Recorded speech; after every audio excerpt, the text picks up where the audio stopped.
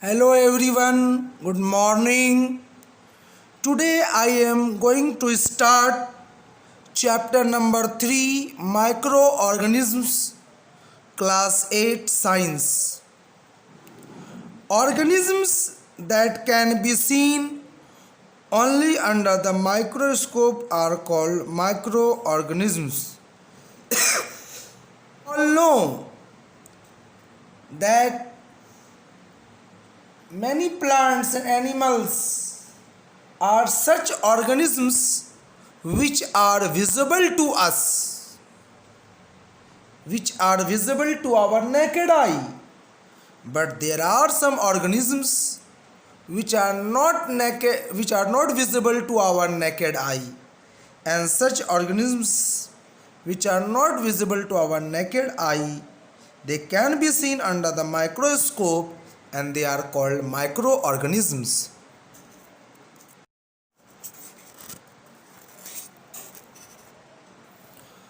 So, what will be the definition of microorganisms? Organisms that can be seen only under the microscope are called microorganisms. Though tiny enough to be invisible, that means they are so small that they cannot be visible to our naked eye. They exist in the vast numbers all around us in air, soil, water, bodies, and even inside our bodies. In fact, they account for more than half of the total weight of all living beings on the earth. So we have been told here that although they are small, invisible to our naked eye, they exist in vast numbers all around us. They exist in vast number all around us. Where do they exist? Or where are they found? They are found in air, they are found in soil, in water, bodies, and even inside our bodies. In fact, they account for more than half of the total weight of all living beings on the earth. So, whatever will be the total weight of all living organisms on this earth, half of them is a microorganism. Then what is the reason? Why are they so much in number? So one of the reasons why microorganisms exist in such a large number is the fact that they are very hardy. They are very hardy. What does it mean? That means they can survive in all kinds of environments, in deserts, polar regions, seas, marshes, or saltwater lakes.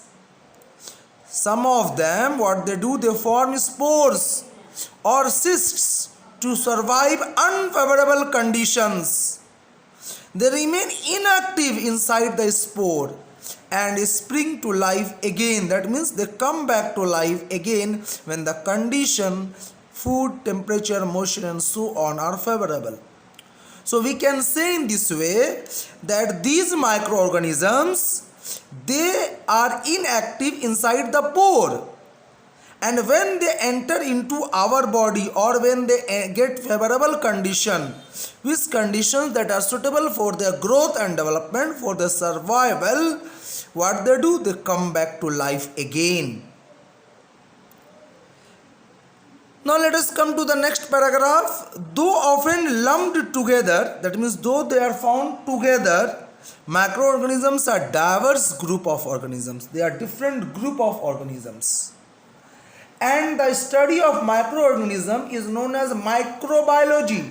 Micro means small and bios means life and logos means study. So microbiology is the study of microorganism. Though often lumped together, microorganisms are a diverse variety group of various kinds of microorganisms. Some are helpful while others cause diseases. Some can photosynthesize while others are saprophytes, live on the dead and decaying animal remains. They can be classified into 5 major groups: algae, bacteria, fungi, protozoa, and viruses. And this one I already told you, the study of microorganism is called microbiology. Now let us come to algae. Here it is told to us, do you remember seeing cells with chloroplast in the drops of pond water that you observed under the microscope while studying the previous chapter? In the previous chapter, we were told to perform an activity to take pond water and observe it under the microscope. Then they are telling us, they are asking us that whether we had seen cells with chloroplast. They were algal cells. They are telling us, if you have not done, to do the same activity again. What activity we are told to do? We are told collect a bit of green scum from a pond, mount it on a slide and cover it with a cover slip. Observe it under the microscope. We are told to collect some amount of green scum from a pond and take it over a glass slide and covered with a cover slip, and we are told to observe it under the microscope. Draw what you see. They tell us to draw the diagram. You may see Spirogyra and other algae. The algal cells will contain chloroplasts. Are there some cells, microorganisms without chloroplasts? Yes, there are. Now let us come to next one about algae. We will study algae, singular is alga, are simple plant-like organisms. What are algae? Algae are plant-like organisms. Simple plant-like organisms that have cell wall and chlorophyll within the cells. They vary a lot in size, shape, and habitat, place of living. But they have one thing in common. And what is the common thing? That all of them have chlorophyll. Hence they photosynthesize. That means they can do the process of photosynthesis. They can do the process of photosynthesis. Algae can reproduce sexually and asexually. That means it can do both type of reproduction, sexual reproduction and asexual reproduction. See, here we have been given the diagram of Chlamydomonas and Volvax. These are the freshwater algae. That means these are such type of algae that are found in fresh water. Let us come to the next page.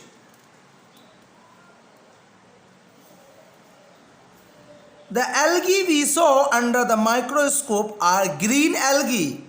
Most green algae live in freshwater bodies. And since they have got chlorophyll, they are called autotrophic. That means they can prepare their own food. Algae can be unicellular or multicellular. However, some are marine algae while others grow on moist soil, tree trunks or walls. Some green algae like Chlamydomonas are unicellular. That means made up of single cell. Others like Spirogyra form filaments. Still others like Volvax lives in cluster, that means groups, or form colonies. Oidogonium fixes itself to aquatic plants.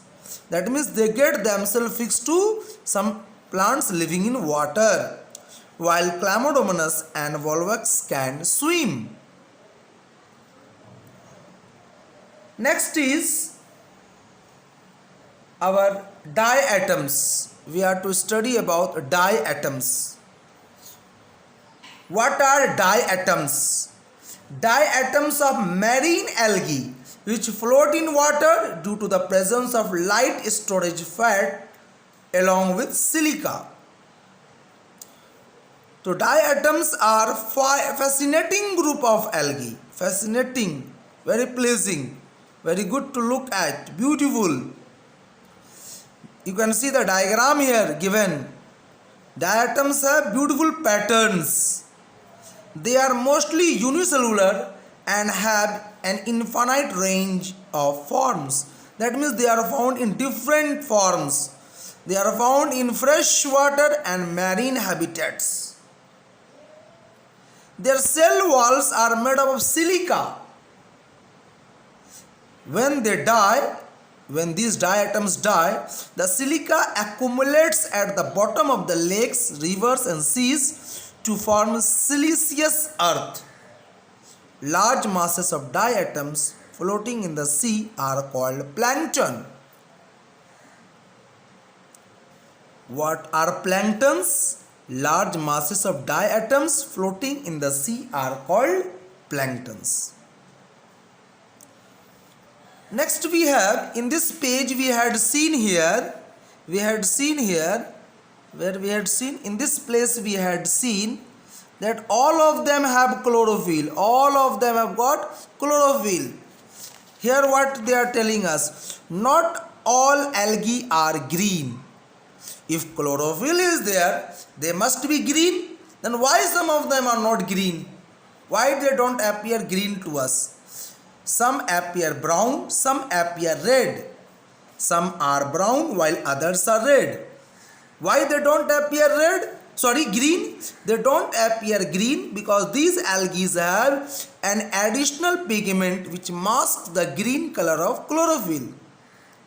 That means over the green chlorophyll there is another pigment which changes the color into brown and red. Seaweeds, some of which, example is called giant kelp, can grow to a length of 30 to 60 meter and are usually brown algae. Here is the diagram given to us. Seaweeds are mostly brown algae. Next we have the Sargasso Sea owes its name to the brown algae Sargassum. Sargassum is found in that sea and therefore the sea has got its name as Sargassum. Red algae are mostly marine, growing in tropical and subtropical areas or tropical and subtropical seas. The green scum we see over the wet soil or the old walls and stagnant pools of water is found by the blue-green algae. These organisms are more like bacteria than like algae, so they are now called cyanobacteria. The green scum that we see over wet soil, sometimes we see green colored one, old walls and stagnant pools of water. Why are they greening? They are because of the blue-green algae. Because of the blue-green algae. And these organisms are more like bacteria than algae, and so they are called as cyanobacteria.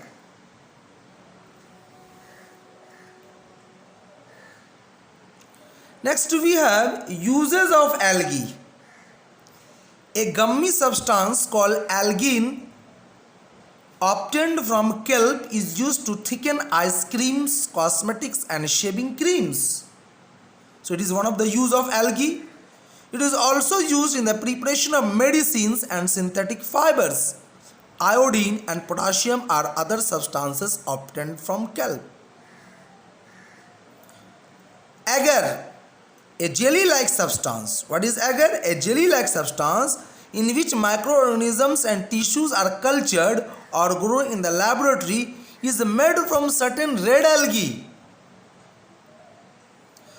Diatom shells, cell walls deposited on the beds of the lakes and seas are used to make glass, porcelain and ceramics.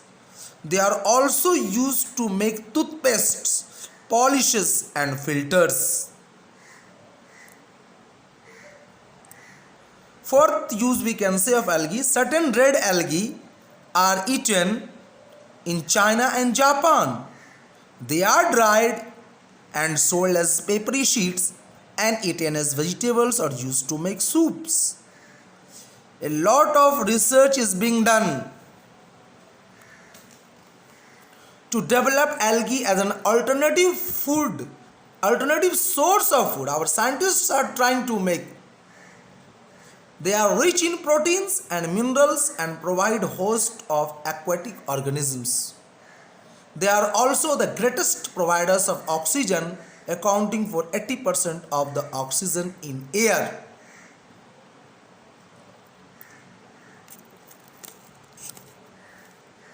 Our next topic is eutrophication.